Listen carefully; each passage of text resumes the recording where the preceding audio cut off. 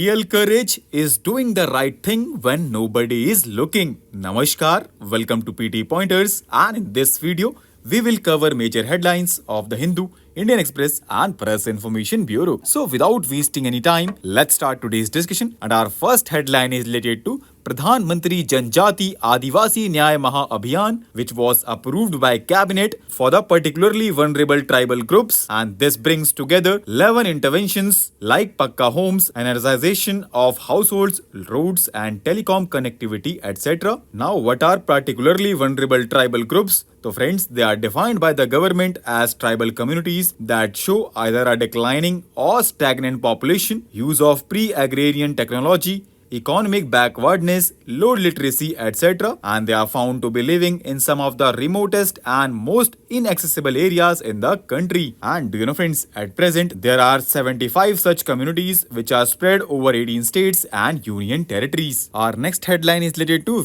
Bal Divas, and it is in the news because government is organizing participative programs all over the country for informing and educating the citizens, especially the young children, about the story of exemplary courage of Sahibzadas. Now let's learn some more facts related to Bal Divas. So friends, it was announced by Prime Minister in January 2022 to mark the martyrdom of Guru Gobind Singh's sons Sahibzadas Baba Zorawar Singh Ji and Baba Fateh Singh Ji. Our next headline is related to India-ASEAN trade relations, and it is in the news because India and ASEAN will begin negotiation in February to modernize their free trade agreement, and first round of negotiations will be on February 18th. And do you know friends, India became ASEAN Dialogue Partner in 1996, and ASEAN includes Indonesia, Malaysia, Philippines, Singapore, Thailand, Brunei, Vietnam, Laos, Myanmar and Cambodia, and it accounts for 11.3% of India's global trade in 2022-23. Our next headline is related to stagflation, which is an economic scenario where an economy faces both high inflation and low growth at the same time. And it is in the news because according to RBI officials, the risk of stagflation has lowered. Our next headline is related to Mahatma Gandhi National Rural Employment Guarantee Scheme, and it is in the news because women's participation in this scheme continues to rise. As you can see, in 2014-15 it was 54.88%, and in 2023-2024 it is 59.25. Now let's learn some more facts related to Mahatma Gandhi National Rural Employment Guarantee Scheme. So friends, it is a demand-driven wage employment scheme which provides at least 100 days of guaranteed wage employment in every financial year to every household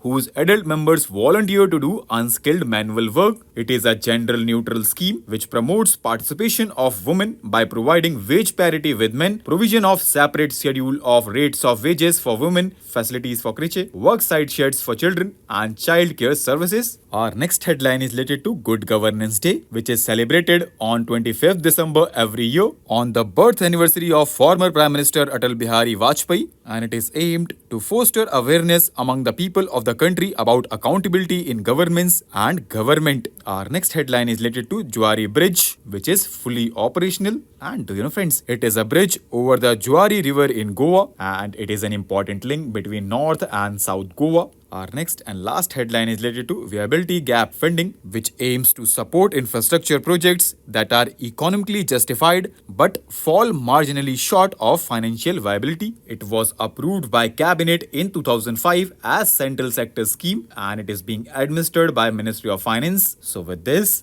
let's conclude our today's discussion. Thanks for listening, and for regular updates, you can follow us on various social media platforms.